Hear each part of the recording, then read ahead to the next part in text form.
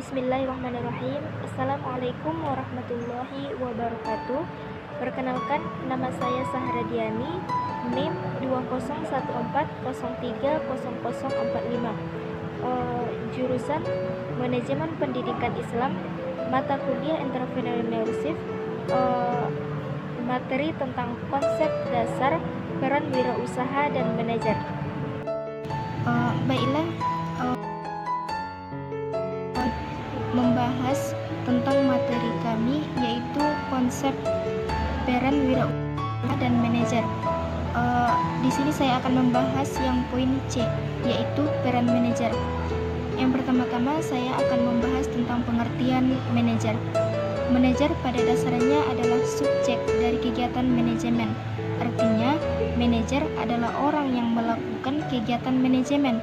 Lebih lengkap lagi, manajer adalah individu yang bertanggung jawab secara langsung untuk memastikan kegiatan dalam sebuah organisasi dijalankan bersama anggota dari organisasi. Kemudian yang kedua, masuk kepada peran manajer. Menurut Mills Beer, ada 3 peran manajer utama yang dimainkan oleh setiap manajer dimanapun letak hierarkinya. Dari 3 peran utama ini, kemudian olehnya diperincikan menjadi 10 peran. Peran-peran tersebut antara lain, yang pertama adalah peran hubungan antar pribadi. Yang A, peran sebagai tokoh. Sebagai tokoh, seseorang manajer seringkali berperan dalam melakukan tugas-tugas seremonial seperti menghadiri undangan dan menyambut tamu. Seorang manajer harus menjalankan sejumlah tugas rutin resmi yang bersifat sosial. Kemudian selanjutnya yang B, peran sebagai pemimpin. Seorang manajer bertanggung jawab untuk memotivasi dan menggerakkan unit-unit di bawahnya. Bertanggung jawab untuk memotivasi dan menggerakkan unit-unit di bawahnya dalam penempatan pelatihan dan mensosialisasikan tugas-tugas kepada karyawan. Kemudian selanjutnya yang C adalah peran sebagai penghubung. Sebagai penghubung, hubungan dengan orang-orang yang bukan bawahan atau atasan di luar organisasinya dan memelihara perkembangan komunikasi dengan pihak di luar organisasi dan penyedia informasi. Kemudian selanjutnya peran manajer yang kedua adalah peran informasional. Yang A, peran sebagai pengawas, menyerap informasi untuk mengembangkan organisasi dan lingkungannya dengan saksama, serta sebagai pusat informasi internal dan eksternal organisasi.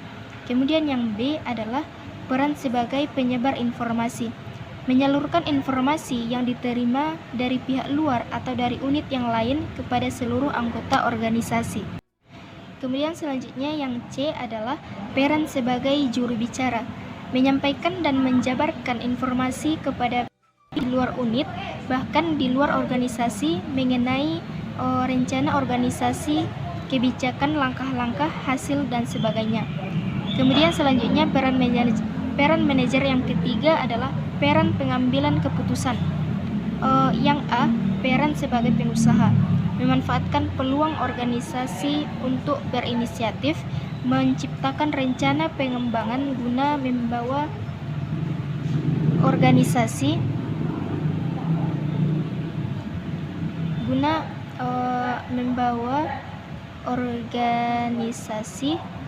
pada suatu perubahan yang lebih baik dan mengawasi rencana-rencana tersebut agar berjalan dengan baik.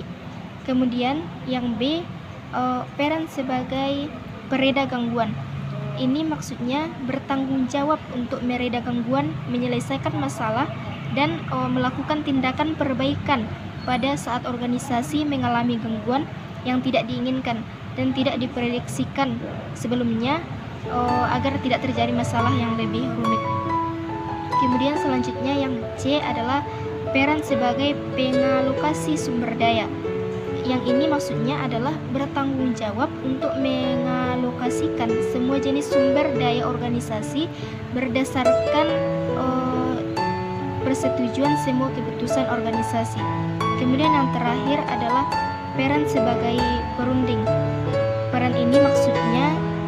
meminta kepada manajer untuk aktif berpartisipasi dalam area negosiasi. Dari uraian di atas jelas sekali bahwa manajer sangat berpengaruh dalam suatu organisasi. Semakin meningkatnya persaingan di sektor bisnis menyebabkan peningkatan kinerja sumber daya manusia menjadi suatu kebutuhan esensial bagi setiap perusahaan.